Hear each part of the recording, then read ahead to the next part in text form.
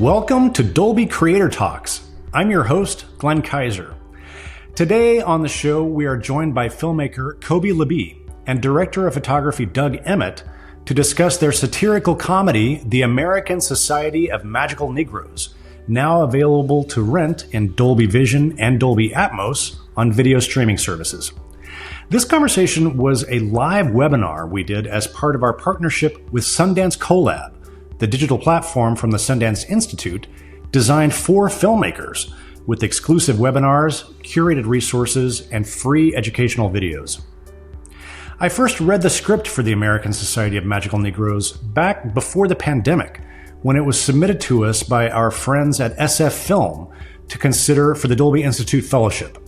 We were really impressed by Kobi's vision for the world he wanted to create for the Society, so we were happy to jump on board. Now, the Fellowship grants independent films with the funds to finish in Dolby Vision and Dolby Atmos, and we were very proud to finally see the completed film when it premiered at this year's Sundance Film Festival before it was released in theaters by Focus Features.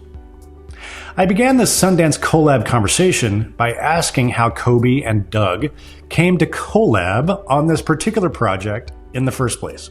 You know, this sort of unholy sort of interview process where you're presented with this like Excel spreadsheet of by my producers in the studio of various names, and you sort of, some of them because you know their work, and others of them you don't really know their work, or and you sort of go through it and say, okay, well, these are the people whose work I'm interested in, and let's send them the script and see if they're interested back, and if we have a good conversation about it. And Doug was one of the people we talked to in this process, because I didn't know Doug, we had not met before that process. So it's a very sort of traditional sort of like, I sent him the script, he liked it, we had a great conversation about it, and then it made sense to move forward. But you went on a first date together. Yeah, we went on a first date. Yeah, but it very much is. It's like dating, where and in terms of the things I was looking for from a cinematographer, one was looking for someone who had stylistic diversity was something I was really interested in, because the film, I wanted the film to have a distinct look, and there are a lot of beautiful cinematographers out there, but they sort of have a thing they do, and wanted someone who could really build a language specific to this film with me. And Doug's films has made beautiful films in super different styles. Also wanted a cinematographer who could light Black people really well, my Black skin really sort of realistically and beautifully across a bunch of different situations, which is something that Doug has done beautifully on a number of films. And that's it's not hard to find, but you'd be shocked how you'd be surprised is what I would say when you really start to look into people's work and you're like, oh, you're great. I think of you as being great, and then oh no, and the chat agrees, and then also just purely in terms of the work before the collaboration, which is a huge part of it too.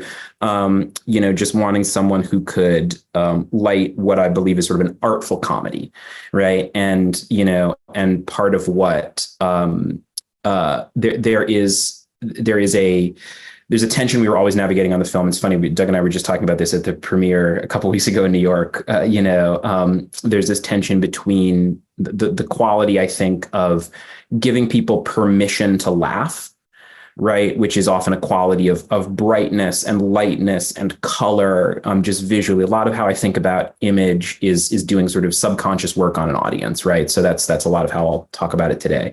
But there is a version of that is sort of like bad sitcom cinematography, right? Which is sort of very flat and very bright and very blunt and unrealistic. And that's not what either of us wanted the film to look like. But that said, there is sort of a tether, there's sort of a spiritual tether to a brightness and a lightness that is really important to, in a very sort of tonally ambitious film like my film, in terms of letting people know, hey, there is some very dark subject matter we're talking about. This is a very challenging film in a lot of ways, but also you can laugh at this, and there's a warmth and a lightness to it, and finding that balance between quite literal brightness and lightness and color, and a more sort of like artful to I think our sensibility cinematic look that that's lit a little more realistically, that has a more sort of sophisticated visual and compositional language. That sort of balance is also incredibly hard to find in cinematographers, because often very sort of artful shooters aren't funny and aren't light, and Doug has an immaculate sense of humor. And we'll talk about that more as we talk about our collaboration and the way the film got better and changed from his contributions. But that sense of play and lightness and ability to do that while also delivering something incredibly cinematic and thoughtful, is a big part of it. And then just collaboration, right? Where it's like we hit it off, we talked really well together, our ideas vibe, we liked similar stuff. He seemed genuinely excited to work on the film, because passion is something we were also, the work is so hard, the hours are so long, that if we're all not really excited to be there, it gets to be a drag really fast. So that's some of why, from my side of the street. I don't know, Doug, why are you here? Why we're recording this. We're recording this. I can play this back whenever I get down. Yeah. Send this to future directors. Yeah, Doug, I'd love for you to weigh in on that, because I think, look, I have a whole bunch of questions here to ask, but I think I may just throw them out, because what Kobi was just saying was it's so deeply fascinating to me about, like, there's a long history of, I won't name names of other comedic filmmakers, but just, there's that vernacular, that language that we've gotten used to of comedies are flat and bright. And that's the cue that this is a funny thing, that it's almost become a trope in and of itself of comedy language. Your film looks very different. Now, of course, you're also doing different things from the tone. It's not just a comedy, it's a satire as well. And as you say, it has a lot of dark elements. But Doug, I'm kind of curious. Well, first of all, let me say, like, what was your first reaction to the script? And then how did you kind of navigate this question with Kobi of, like, crafting a language that's almost unique, because you're telling a very unique kind of story? Well, I mean, I guess I can start with the script. I was first incredibly amused and heartbroken at the same time. And so anytime you have that sort of experience while reading a script, when you have that experience, I'm drawn to films that confront the human condition, right? And this, for me, was like kind of the perfect script, because it blends elements of magical realism, and yet is grounded in the harsh reality that so many of us face today, living in America. And when these worlds combined or collided, I found that really fascinating. And obviously, it doesn't take long. You talk to Kobi and you realize just how brilliant he is, and you realize you're in really good hands, right? And so, as a DP and as a filmmaker, you want to trust that your director is going to take care of you through the process. And as much as you can take care of your director, it's really very much a two-way street, right? So I like to think that the DP could be like a confidant to their director, or to be a shoulder to lean on, in times when it's challenging, it's complicated to, make a movie. So as much as I like to be a support network for a director at times, it's really important that you feel like you're in good hands too, right? And true if you're an audience member as well. And so just from the outset, from meeting Kobi and talking to him and hearing what this script really meant to him and where it came from, I was so heartened by that. And it also humbled, to see a writer, a fellow human, though, right, put himself out there on the line and kind of bear it all, and then to package it. And I'm going to steal a line from the movie, to make it palatable to whites. Like, it was a way we could laugh about it while having these really difficult conversations and challenging conversations. And I was like, okay, this will have legs. Like, this is a brilliant movie that should exist, and I would love to just be a part of that. So really, really drawn to all those elements. And then in talking about this genre, this idea of maybe defying genre stylistically, I do think that cinema has come a long way in terms of how we view and watch comedies. But I would just say, as a cinematographer, I don't, none of us should be shooting for a specific style in terms of genre. I think you have to just be motivated by your script, and you should light and block and frame in ways that are evocative and help support the story. And that's kind of like, I think, how we found ourselves with this movie, though, in looking the way it does. Yeah. I'm curious, were there specific references that you guys both pointed to, other films that kind of influenced your thinking about how you wanted the American society to look? Yeah, I mean, there's sort of two genres of references. There's sort of like spiritual references, that the film looks nothing like. There's feelings that get evoked and sort of like the lessons I took away that we didn't end up letting the film look like. And then there are more sort of like practical ones where it's just like, oh no, the film like literally looks more like this. And maybe that side of the street might be more interesting. But Doug, like a lot of Spike Jonze stuff, like Her is probably the movie we watched from a lighting perspective. So just to step back on process. So the process we fell into, which I think is worth talking about in a context like this, is so Doug and I had our sort of own prep. Is what I'd basically describe it as, before formal prep, right? So that we came into formal prep, sort of shot listed, right? And our prep had sort of, I would describe it as sort of like two components, right? One was just watching movies. We just watched a bunch of movies together. And sometimes they were movies that I was like, hey, I don't want it to look like Big Lebowski, but there's this thing about Big Lebowski that I really appreciate, this like contrast of light and dark in here. And I want the spirit of that, even if it doesn't literally look like that. So let's watch that together. Another time, and we also just like had a bunch of screeners sitting around, from our various guilds, and we're like, let's just watch some random movies together as a way to be like, to sort of get to know each other and get to know each other's sensibilities, and be like, oh, I really love that shot. That composition really bumped for me for whatever reason, and just sort of get to know each other's values and sort of build a vocabulary together, which was like both sort of like delicious. It's just like fun to sit around with another smart human, and like talk about movies, but also it was a super valuable part of process in terms of us getting to know each other and building. So one was just like literally just like watching movies and shooting the shit about it.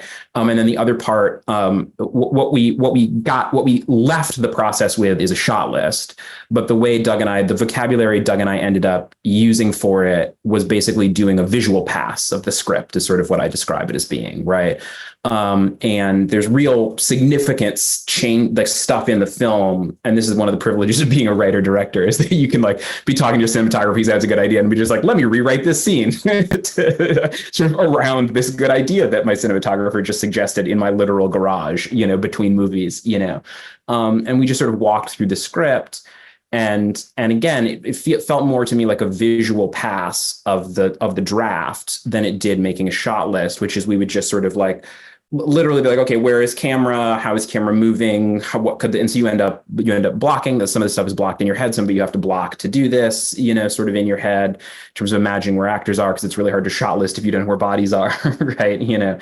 But real significant stuff came out of that, a million little things, but probably the most significant thing, and we can either talk about this or not, because we might get mired if we start talking about this, but there is in the film, there are these training sequences that I don't think are in the trailer, but there are these sort of like ghostly sort of representations of magical Negro films. And the whole process for that came out of this prep process with Doug. That used to look totally different than that in the script, in the draft before I did this visual pass. And then basically Doug pitched a version of that in talking about it. And then we sort of like rewrote those sequences and rewrote that whole, had to rewrite the whole mythology of the society around this very technical thing to like make this sort of cool visual thing work. And then you got a bunch of lamps out of it, you got a bunch of cool stuff out of it. But basically we did this sort of prep process before, that involved those things. So then in terms of drilling down into the more specific look of the film, Her, I know, is a movie we talked about a lot specifically. And Doug just sent me the deck. What you want to jump in? What technically was like super useful for us?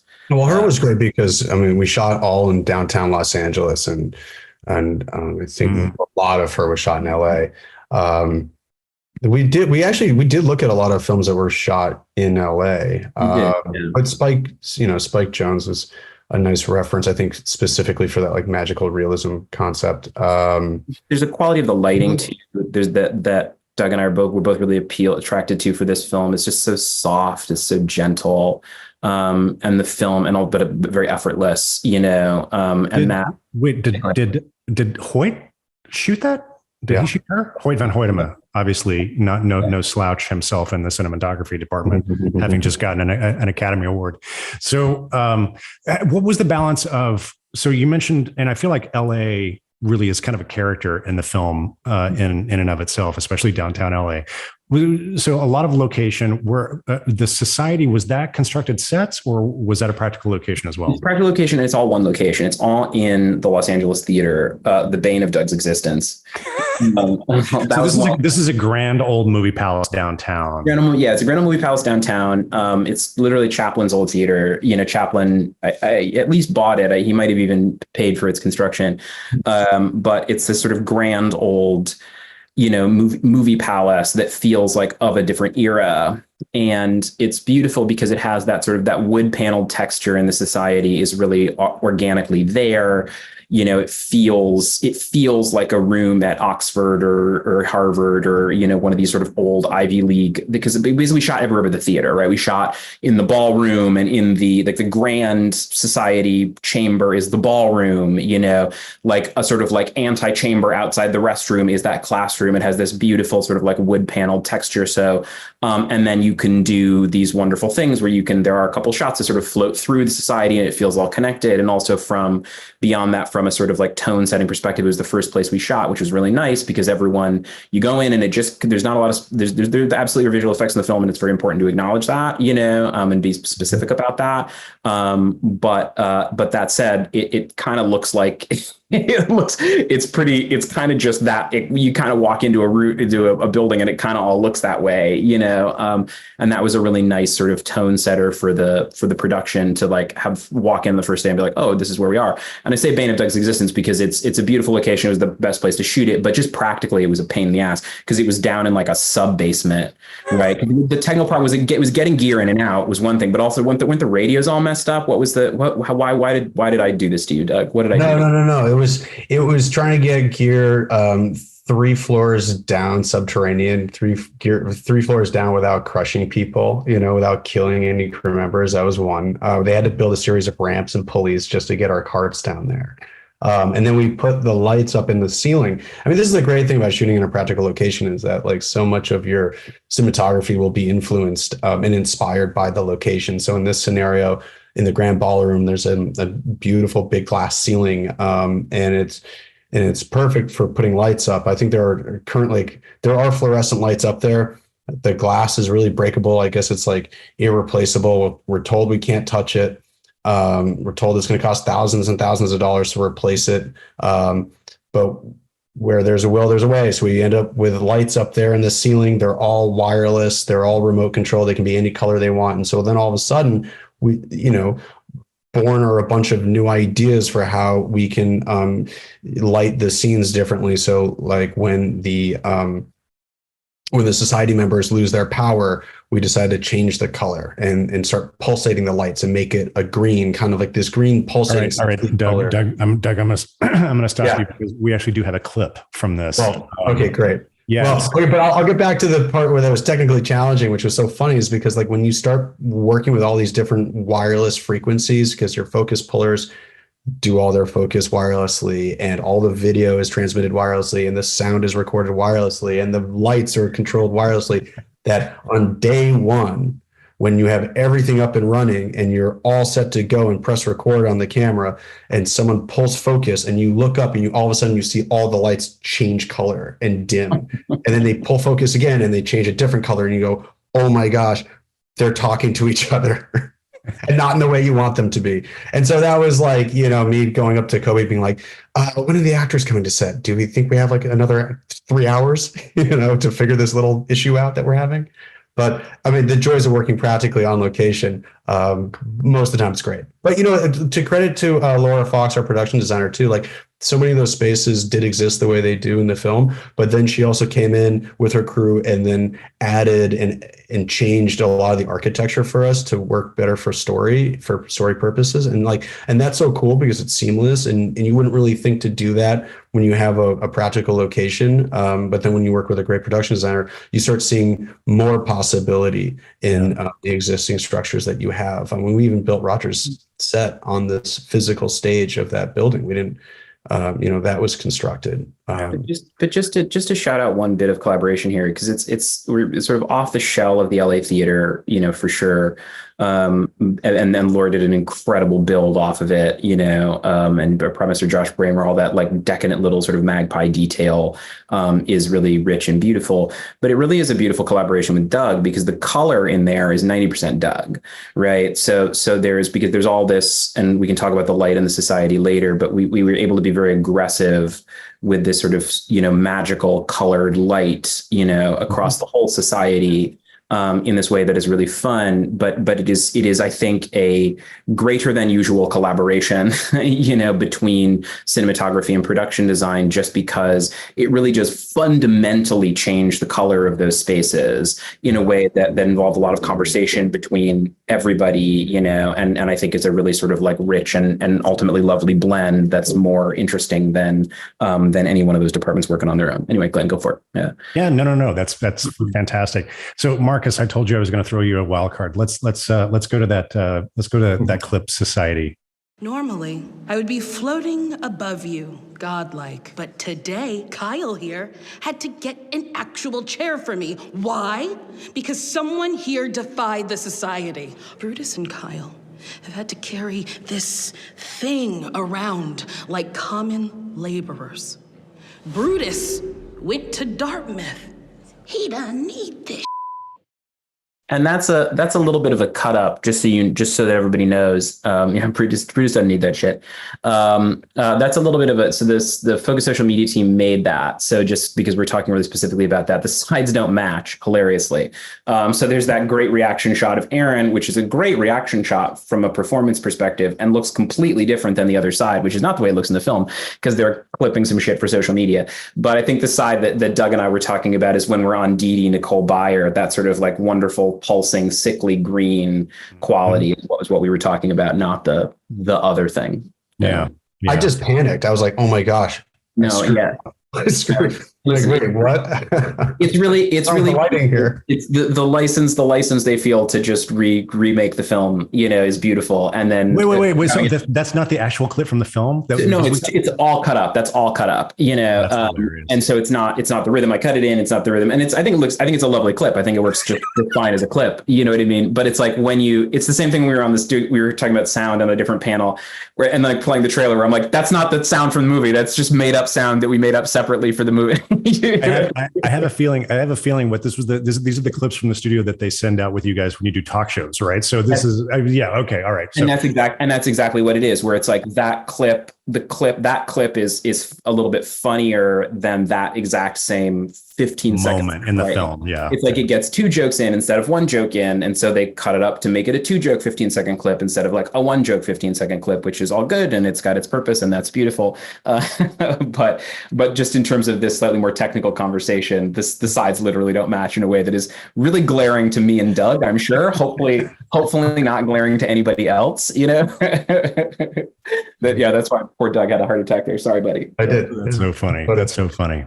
So there are two main locations where the action of the film kind of happens. You've got the society, which we just saw, and then you've also got Meatbox, which I think has such an interesting signature visual look, and they could not be more in contrast to each other. So tell me a little bit about creating that look at Meatbox. I presume again that was another practical location. It's another practical location, and Doug did a really beautiful job. Like, I think in some ways it's funny. It's the same thing with acting. It's like with acting, everybody wants to talk about the like pyrotechnic scenes, like big speeches and the meltdowns and all that stuff. And in some ways it's the stuff you don't notice. That's the stuff that's the most sophisticated, and just like marshaling the light in Meatbox, I think, is some of the more like technically impressive work that Doug does in the film, just because it's such a hard space. It's like a lot of white walls. It's a lot of like unwieldy daylight, and we're shooting all day and he has to control it. And if we end up talking about the breakup scene, that's the sort of masterpiece of that, which I'd love to talk about, because I think it's Doug does beautiful work in that scene. But in terms of the two looks, broadly speaking, you have this sort of dark wood paneled sort of like society. I see someone in the chat shouting out Yale. I was a Yale undergrad. That sort of like Yale architecture, right? That Hogwarts architecture.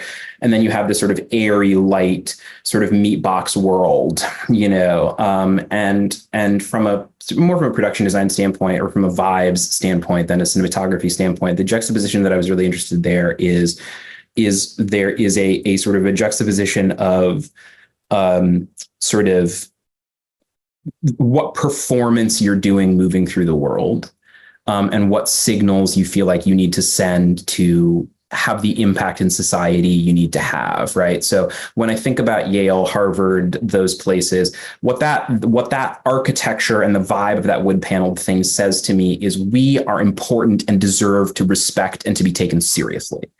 And there's a performance of that credibility is sort of the way I think about it.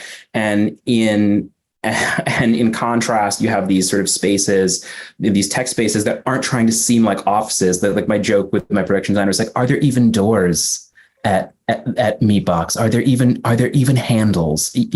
Because it just wants to seem like this airy, flowing nothing. It wants to seem like there's no effort. And to me, part of the contrast there is a contrast in privilege moving through the world, right? Where you have these Black characters who are putting in all of this effort just to stay alive, and they're doing all of this work to be regarded with like a baseline of respect and dignity, and they're doing it in this very sort of twisted way that we don't necessarily sign off on. But there's still this effort there. And then you have these white characters that just get that for free, and they get it so for free. They're almost trying to pretend that they're less serious and less credible and easier going, through the world. And to me, that contrast of just like sort of sweat and effort, was really interesting to me as part of this larger satire about the discrepancy between sort of Black and white sort of comfort moving through the world. Doug, what was your experience lighting and achieving that look on that Meatbox set? Well, I like the Meatbox location, I think, because to Kobi's point, like, it sort of told us how it needed and wanted to be lit, and it was such a nice juxtaposition physically as a space that it totally made sense and fit the narrative of our stories. So it was nice not to have to work against anything in that space, just as it was nice not to have to work against anything in the society. And yeah, technically it was challenging, but no, I didn't feel. I think maybe because we weren't loading down 3 flights of stairs, I think that I felt great showing up to work every day there. But it still gave us a lot of opportunity to play and for blocking. There's some unique spaces, where they're playing their VR game, that blue box that they're playing in. That presented an opportunity for some visual metaphor, which was a lot of fun, with Aaron stepping up to the very edge of the stairs and almost crossing that line, potentially hurting himself. So yeah, I mean, I thought that was, the way that we also constructed the visual kind of motifs generally around these two spaces was that in the society, we could allow for the camera to be a little bit more flowy and a bit more magical, that the experience of shooting would be a little bit more, I think, fun in a way, for lack of a better word. It was a little bit, we leaned into more Steadicam and longer, more flowy takes, whereas with Meatbox, there's a lot more static compositions and static blocking, with a little bit less movement. And now it's all intentional. Yeah. So it's fun. It's another example of just being motivated by the space that you're in, which is why, again, shooting on practical locations is sometimes more preferable, I think. Yeah.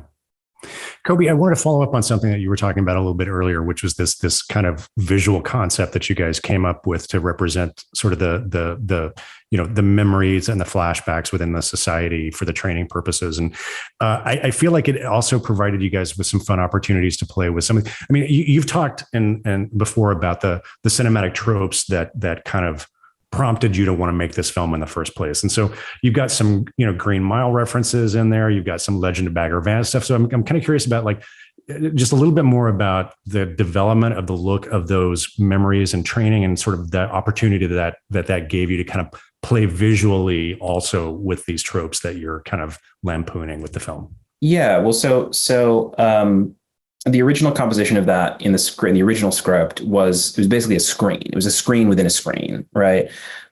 Which is fine, and then you sort of go shoot those scenes like a scene. And if, as it were, they sort of pull down a screen and they sort of project them on a screen through some sort of like magical video technology. I forget what the exact mythology was around it before.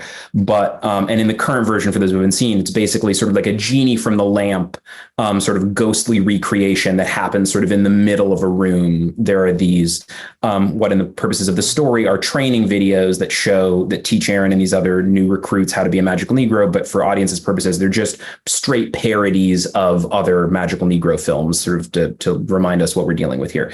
And when Doug and I were first doing this visual pass, Doug was like, oh, it'd be really cool to get those off a screen and get them three-dimensionally. And I was sort of like, yeah, I know we can't afford to do that because the process, there are a couple of processes you could use to do that, all of which are extremely expensive from a visual effects perspective for different reasons that aren't worth going into. But Doug was like, no, there's a way we can do this cheaply, And I was like, okay, man. And pitch this process, which I ultimately think is pretty brilliant. And I think technically one of the more sophisticated things we did from a visual effects perspective in the film. Do you want to describe it a little bit, or it's just so I'm not talking for a million years? Poor man's. You Doug? Yeah, you Doug. Not you, Glenn. Yeah. Do we have any clips of this? Should we show a clip of this? Do we have anything with that? I don't think we have a clip. So I don't know how interesting it is to talk about without a clip. But basically, we're the short version is there's not this is a little bit of a rabbit hole. There's not a short way to do this, but basically you're doing a green screen comp, right? So you're shooting people on a green screen elsewhere, and then you're comping it into the practical location, right? So it looks like, and you're putting a little bit of visual effect on it. So it looks like there are these ghostly figures in the middle of the room, right? And there's a version of that you can imagine that's really two-dimensional and bad, right? That looks like a bad Instagram filter where it's like, boop, you've sort of dropped them on top of each other. And part of how you make that more sophisticated is with the visual effects of it all. But we also did not have a ton of money for visual effects. So our partners did an amazing job of trying to make that three-dimensional. But fundamentally, you can't make it a three-dimensional effect, which is where things get expensive without getting too technical about it. But the way it feels not like an Instagram filter slapped on top of it is with camera motion. And so if you have a dynamic camera going sort of 360 around this thing happening in the middle, it stops looking like a two-dimensional green screen cut and paste and starts to look three-dimensional, like a thing happening in the room. Typically, the way you do that is what's called with a computer. Basically, you get a remote head, you get a computer, you teach a computer to do the same camera move in location A, the computer memorizes it. Then when you go to location B on the green screen, the camera does the same thing because you've told the computer to memorize it. It does the exact same thing. You comp them together, it matches perfectly because the computer memorized it. We basically couldn't have that technology as consistently as we would have needed to have that technology to do it. So what Doug pitched, and I had honestly never heard of anybody doing, was basically doing a poor man's version of that process, which is essentially doing camera motion, learning it, and then repeating it at the second location. By learning it, I mean the humans involved learning it. So if the grips are doing a dolly, they are kind of learning the speed of that dolly. They are doing it in one location and they are sort of memorizing it like a dance, and then they are doing it in the second location. And the effect is that when you comp those two things together, you get a match, right? And it looks incredibly, it's very subtle. It's not like, it's not going to sort of like knock your socks off because it just looks like normal camera motion, but it gives this instant credibility to this, what is fundamentally a two-dimensional effect. It makes a two-dimensional effect feel three-dimensional just because of essentially like math and creativity and memorization. So the big sort of like set piece version of this is there's a character who plays a harmonica walking out of the room. And that, again, it's a repeated camera motion with no remote head, and it is insanely hard to do that. But again, Doug's crew is really incredible and really committed, and basically learned it like a dance, did it in one location, repeated in the second location, and it creates the sort of facsimile of an incredibly, it's probably a, if I ever got it priced out, it's probably like a $200,000 visual effect if you were going to do it as a three-dimensional effect, that we're doing just as a practical shot, basically, and that is, again, the kind of process that just came out of us talking and Doug's technical knowledge and ability to be sort of creative, figuring out a process. And so again, I just rewrote that mythology to make that work, where I was like, okay, great. So now the way they do memories is all through this sort of smoke candle genie situation that's like a real runner throughout the film. But again, that was a thing that came out of this collaboration that just literally wouldn't have been in the film if we hadn't done this visual pass. I think that's about as quick and simple as I can make that, Doug. Is that, yeah? How'd I do? No, that was great. That was great. And it's such a great, and we did it on like day one. So credit to you, Kobi, for being brave enough to trust that would work with no experience other than us shooting a green screen test in your garage, which was not convincing at all. We literally did a test of this process in my garage. Yeah, with like a green sheet that Doug bought from Target. Oh yeah, on the way over to the house, which I returned. Yeah. Independent filmmaking. That's it. Yeah. It's such a great idea because it also opened up that really amazing piece of physical comedy for you, which is like when that memory starts up that the guy doesn't want to have play. He like runs around and he tries to brush the smoke away, and it was just genius. That was so much better than a screen within a screen. But it's so much more interesting. It's so much more dynamic. And then you get that, and you get these like, it's just a great example of creativity leading to creativity, where it's like you get that happy accident then of him wanting to swipe it away. And like, there's one of my favorite little quiet jokes is he's trying to swipe it away. The actor just like smacks his pinky on the like corner of the lamp, and it just makes the saddest ding in the world. And it's just like that kind of stuff you wouldn't have if you're not willing to chase ideas with good collaborators. So yeah. I know I'm keeping an eye on the clock here. One question before we go to questions is nobody really talks about the grading process in these conversations. And I want to give you guys an opportunity to talk about that because it's such obviously a critically important part of the process. So can you talk about grading? Obviously, you also graded in Dolby Vision. So Doug, what's your involvement in the grading process? And Kobi, how are you working that part of the process as well?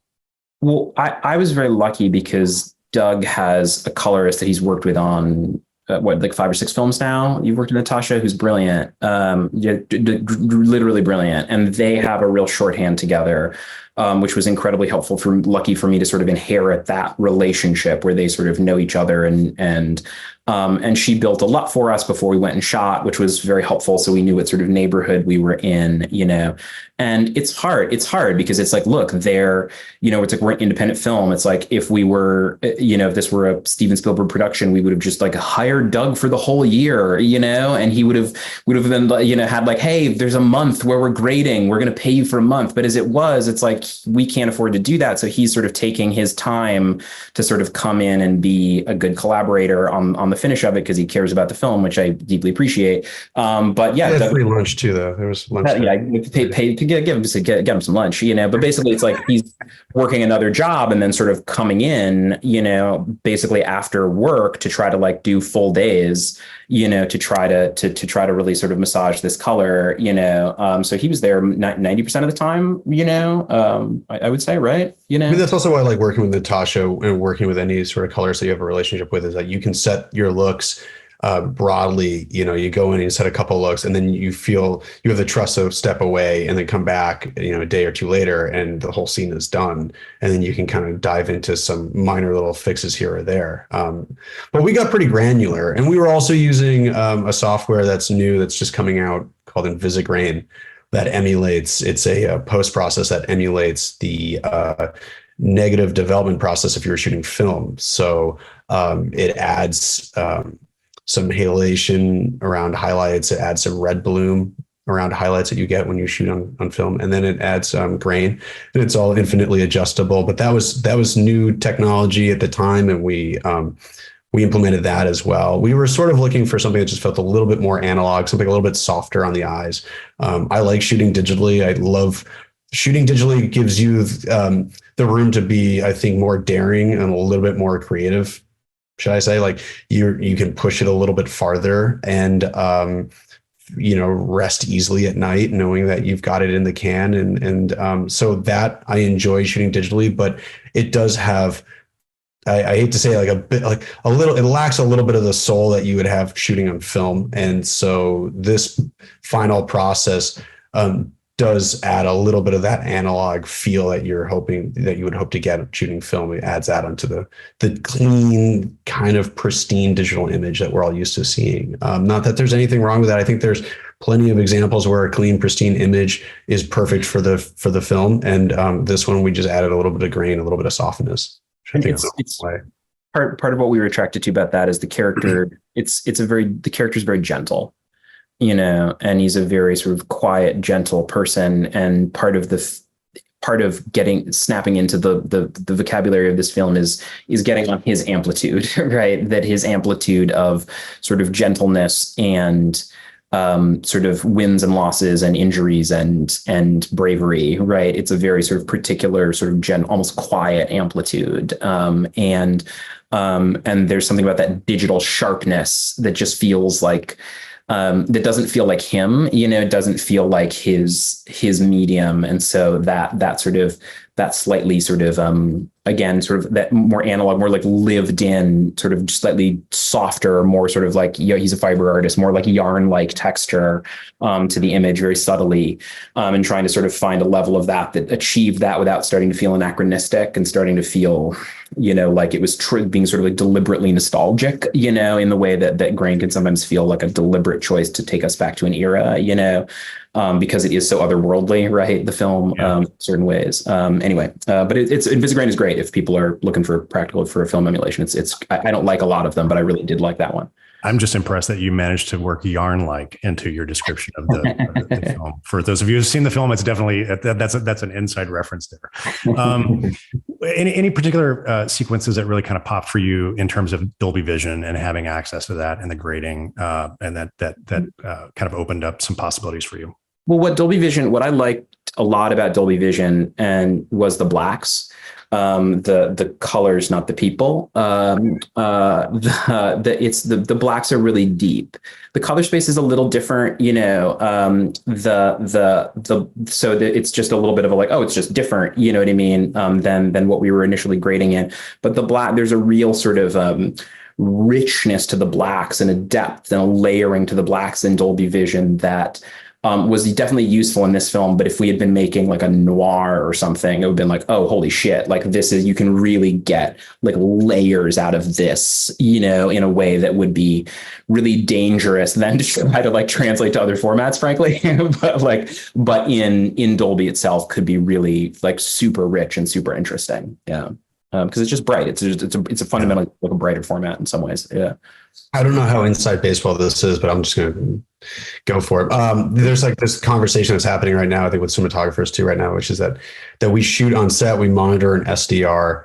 And often when you're color grading a feature film, you're finishing an SDR and then there's a trim pass to Dolby Vision later or HDR, which is a completely different experience. And looking at the two side by side, it's wild. And you don't really kind of realize what you're missing when you're in the SDR world.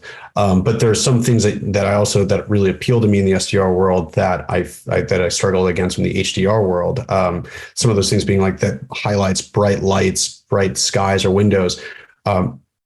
are so bright because we're not used to seeing monitors with this much output. And so there's this conversation that's ongoing that like we should probably be starting to evolve our process on set and just monitor in HDR and Dolby Vision from the outset. But that technology is still too expensive, I think, for like practical on-set usage for the most part. For most films, it would just be kind of cost prohibitive. But to see your work at the very end, side by side in SDR and Dolby Vision, it is a completely different experience.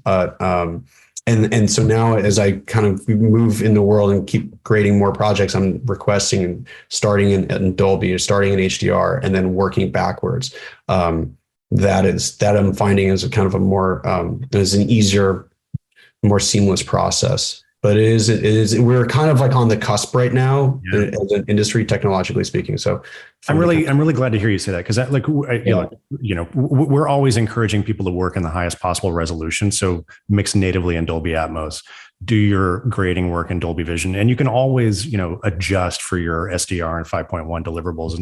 But I think you're right that there's a critical piece, which is that monitoring on set, because then you're able to achieve a much greater control because you know what you're going to be able to achieve in the grading suite as well. Okay, I know go ahead, Kobi. There's the Dolby Vision theatrical format, right? That's what I'm talking about with the blacks. And then there's a term, and forgive me, I don't actually know a lot about what Dolby Vision would mean on the television side. I don't know if it's downstream that, because I know the theatrical format. But I think the conversation that Doug and Glenn are having is about SDR and HDR, which we have appropriately strong feelings about, because HDR really does sort of blow up the work in certain ways, to be quite blunt about it, right? In terms of like, oh, this is a very different look than the look we designed, and so you're having to really sort of almost make a new film with the sort of changes that introduces beyond just coming down to a smaller screen. It's a quite big difference to have to navigate, and also it's like you just don't know what people are watching it. It's like, are people watching in SD or are people watching in HD? It's like you just don't know. Yeah. Anyway, go ahead. Sorry. Yeah, no. I appreciate that clarification. And we are, I love that we're getting off in the weeds a little bit about this. Now, obviously, Dolby Vision is sort of our technology around HDR production and delivery. So, and there's a slightly different, I won't get in the weeds about this, but there's a slightly different workflow for theatrical as opposed to home video, as Kobi mentioned. So I know we're coming to the end of our time, but I do want to open up some time for Kat. Do we have some questions that have come in? Oh, yes, we have some questions. We have some great questions, actually. Thank you so much, you guys, for this wonderful discussion so far. Let's keep it rolling. So first question is, could you talk a little bit more about the challenges of filming and lighting people of color and what you found that works? Were there any scenarios or locations or scenes in this film in particular that you found challenging to showcase Black skin? I'll let Doug do the technical stuff about that, because more I'm like, that one bad, that one good. Never bad with Doug, but just as a viewer. But Kobi, I don't want you to sell yourself short. You were throwing around LUTs, like you've learned. You're not a typical writer director here. You know what you're talking about. Listen, I'm a lay person. That's very nice. That's very nice. But Doug, take us on a journey. Doug, take us on. I think what's wild is just like this. That I find, here's the thing, I find shooting and lighting black skin so much more rewarding, enjoyable than shooting white skin. There's so much more depth and tonality in a black skin tone. The way that color and light reflect off black skin is so pleasing to my eye. And then I don't find the same is true for shooting with white folks. You're catching me on a good day, but I might have like a lot of redness and ruddiness and discoloration. And I struggle with that stuff on set. And I haven't found the same is true lighting black skin tone. I think that my approach is not dissimilar from other cinematographers who do it successfully, which is that you should be very conscious of how skin reflects light and color, because that's going to be almost like your primary source of light on the skin is the reflections of the light. So you don't light a black skin tone the same as you would light a white skin tone. That approach, like if you want to get into the weeds again, like lighting white skin tone, you might find that a big soft piece of diffusion right next to the person's face is pleasing to the eye. It's a very common way of lighting. Big soft sources. We talk about big soft sources all the time. And then creating some contrast, you might add some negative fill on the other side of the face.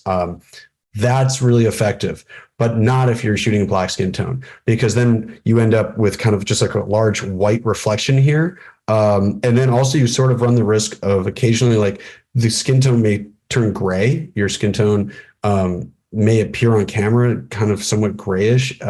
So I find that is like the biggest no-no. I feel like when you're shooting in black skin tone is not allowing like true color and depth to register on skin tone on the face. So using colored sources are great, and you see it a lot in the society. It reflects. There's so much more texture and depth if you have different colored light sources around the room, and they're not always these giant big sources either. You can work with smaller soft boxes, and so that's just my experience. I'm sure everyone has a different approach. But I don't know. Does that answer the question? Hopefully it does. Yeah, I think so. Thank maybe you. There's like, maybe throw me a heart. Throw me a heart if that answered your question. Yeah, there you go. There's a heart. The heart. Okay. Not hard. It's a little bit. I don't know. It's also certain. This is one of the reasons what drew me into the script and drew me to Kobi, which is a larger conversation, which is I'm a white guy shooting black folks in a black film, and sometimes you might, as a white guy, I might feel uncomfortable discussing certain, scenes or topics, or even just the concept of lighting black skin versus white skin as a white cinematographer. It's this weird kind of middle ground where I can feel uncomfortable, and it asks me to unpack my question, some of these concepts, and to do it with my black director. And we have all these great conversations, and we have these really insightful conversations that I take away feeling more educated, more enlightened. And that process is so important, I think, just to as a human and in humanity, and which is why I thought this movie should exist, because I think we have to be constantly kind of evaluating ourselves and each other, and wondering, like, are we asking the right questions? Are we treating each other with kindness and being smart about how we interact in the world? And so that idea that even I might be uncomfortable answering that question is sort of like at the root of what Kobi was trying to do, I think, with the film. So I welcome that, but I also am fascinated by my own kind of feelings on that matter, which is so strange, because, like, sure, I'm just lighting black skin tone, just lighting white skin tone. What's the difference? But yet here we are making this movie today. So yeah, and just one other thing on that is, like, one thing I talk about a lot in hiring is strengths and competencies. So what are you hiring for, right? Do you need a shooter who specializes in like underwater cinematography? Like that's a break point. I can really do that. I'm available. but it's like Doug it's such a great track record. Like, Doug has shot so many black people. You know what I mean? And it's one of those things where it's like, part of that conversation is like, have I actually seen it? Have I actually seen you do this? And to me, it's so important to the black actors and to the public, to have done that, have people who've actually done that. Anyway, go for it. What's up? What's next? All right, here we go. Thank you so much for that insightful answer. And let's see.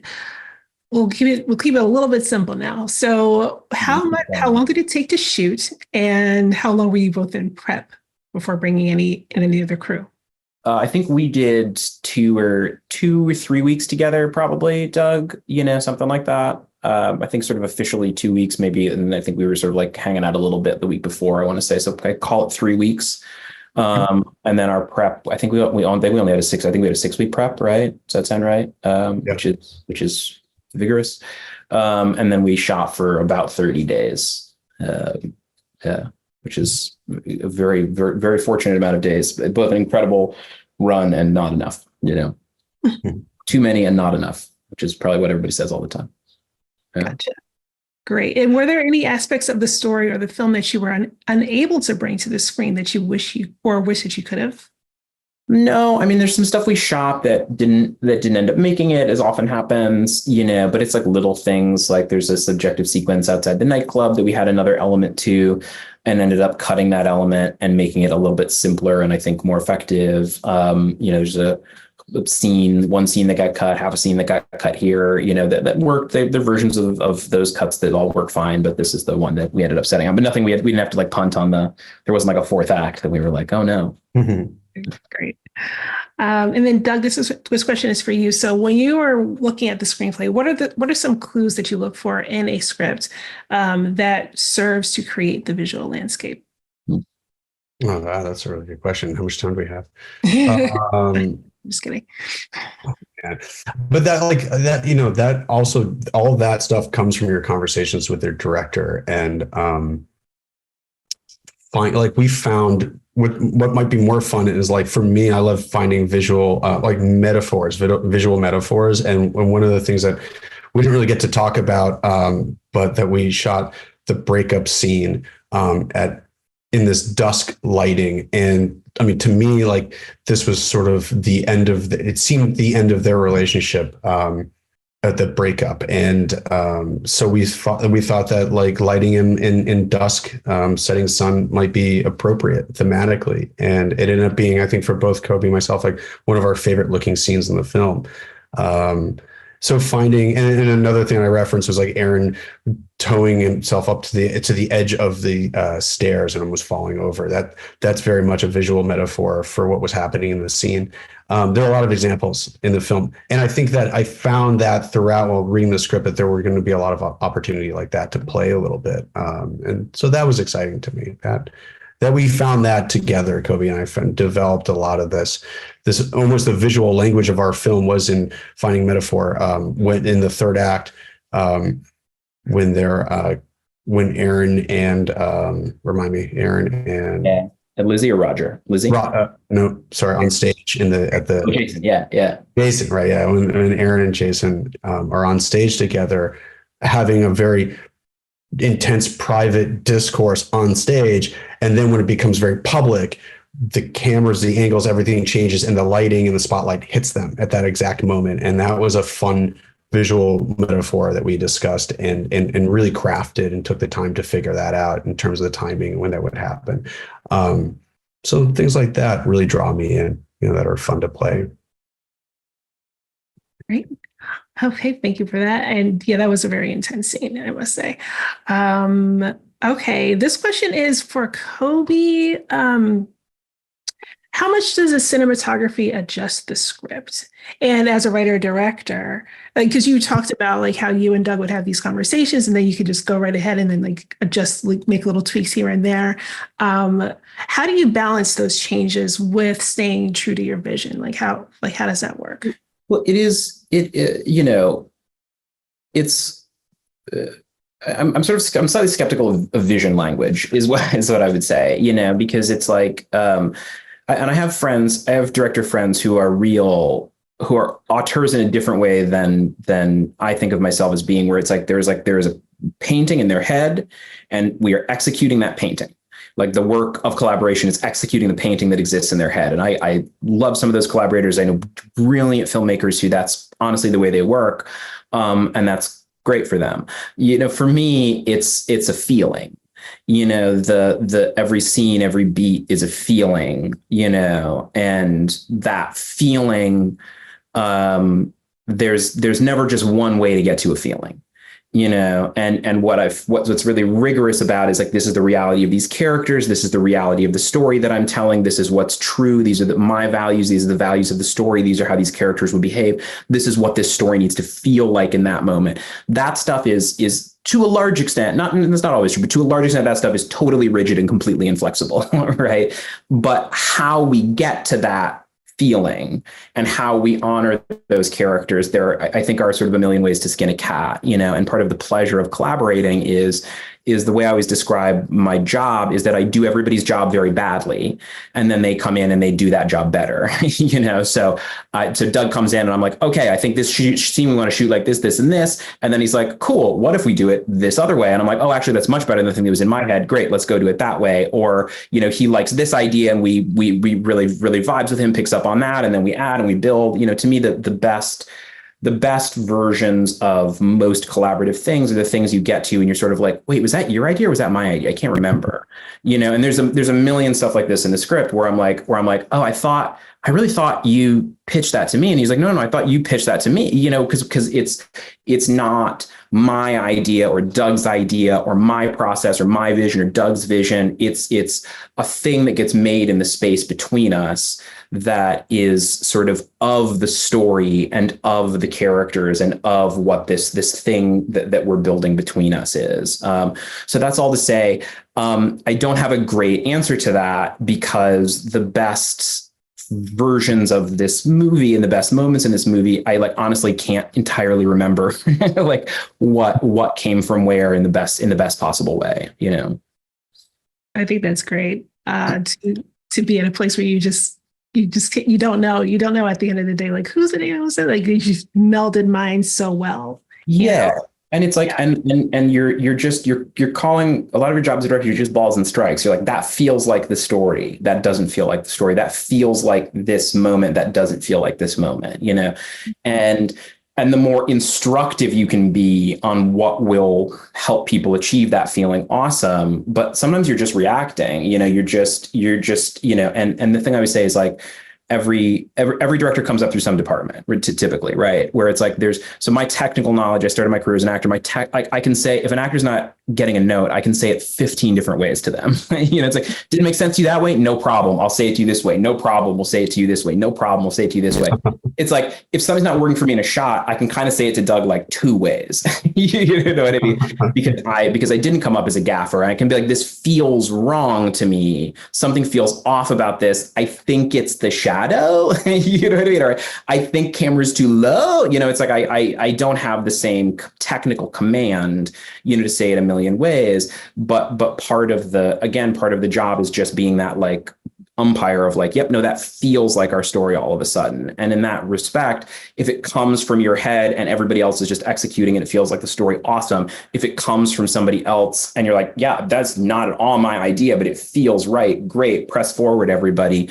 To me, part of my job as a director is just to be incredibly humble about where an idea came from and just be just call the balls and strikes. Be if it feels like the story, awesome, we're printing it. If it doesn't feel like the story, doesn't matter if it's my genius idea, then we got to figure out something else. But also, just to give you some credit though, Kobi, you always created a really safe environment for people to feel comfortable sharing ideas and pitching concepts. And you had this gracious affability that made it so that we all felt comfortable literally sharing the dumbest ideas. And you're also brilliant, so you could take our dumb idea and make it better. And everyone felt comfortable collaborating. So if you are a director listening that in this style of work interests you, then allowing the crew members to feel safe and to create that environment only benefits you, I think, in the long run. But it's like you're saying, calling balls and strikes.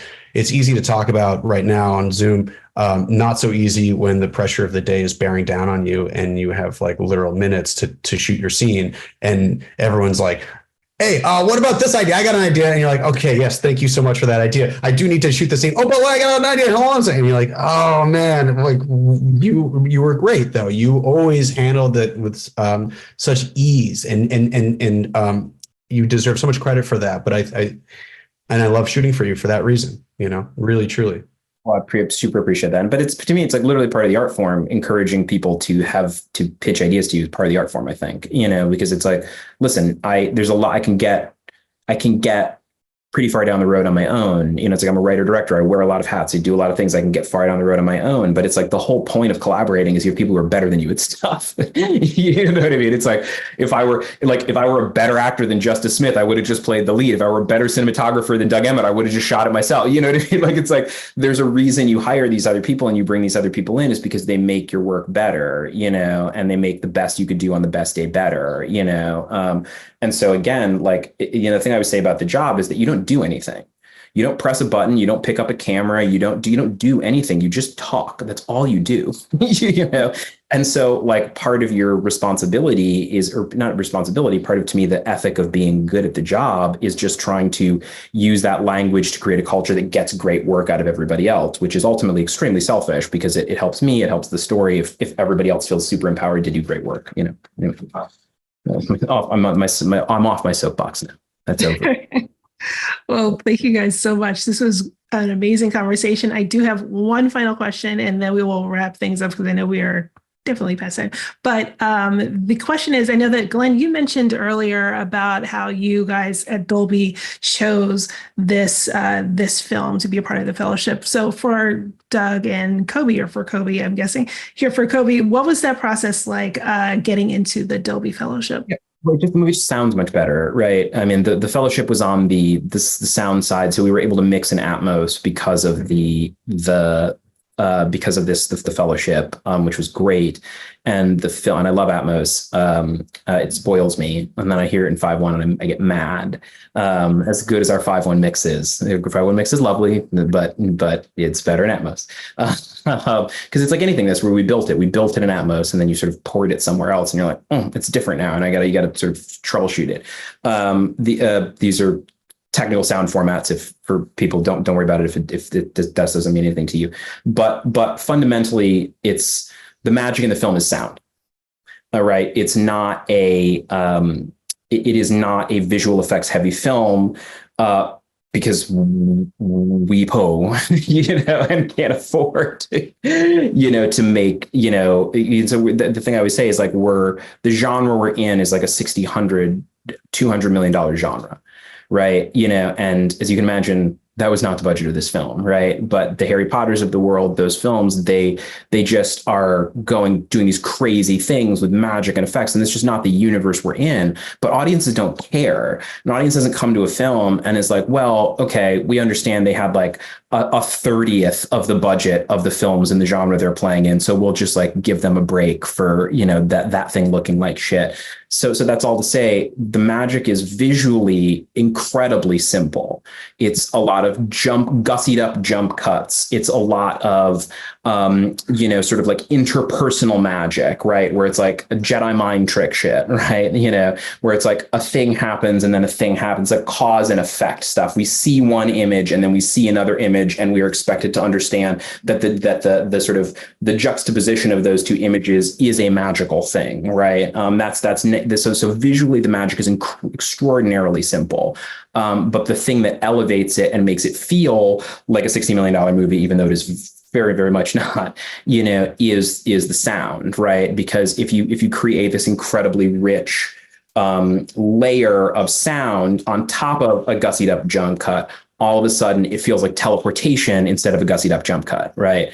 And to be able to do sound because you can do sound at a $60 million level for $10,000. You know what I mean? Like, because it's the same work, right? Like they're also mixing in Atmos. They're also using the same stages we're using. It's a place we actually can compete. We can't have parity on the visual effects level because it's just too expensive, but we can have parity sonically.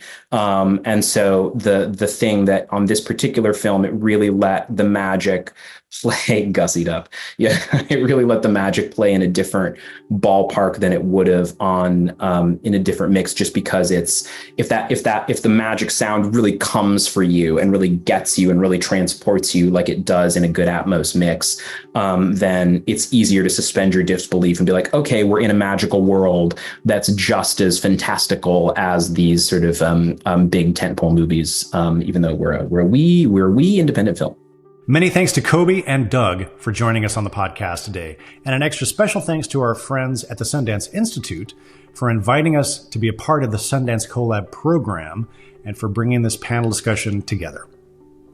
As I mentioned up top, the American Society of Magical Negroes is now available to rent on home video streaming services where you can experience it in Dolby Vision and Dolby Atmos. We will have links, as always, in our show notes.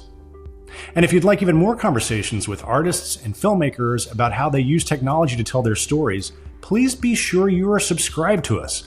The Dolby Creator Talks podcast. You can find links to our show on all the major podcasting platforms, including the video version on YouTube and our show notes. Or you can simply search for Dolby wherever you get your podcasts. If you're curious to know more about the Dolby Institute, head on over to dolbyinstitute.com. There you'll find information about all of our programs. You can access the entire library of episodes of this podcast, and you can sign up for our mailing list. Until next time, this is Dolby Creator Talks. I'm your host, Glenn Kaiser. Our producer and editor is Michael Coleman. Our executive producers are Amanda Schneider and Jack Ferry, with additional editing by Matt Nixon. And our production coordinator is Karen Marroquin. Thank you for joining us.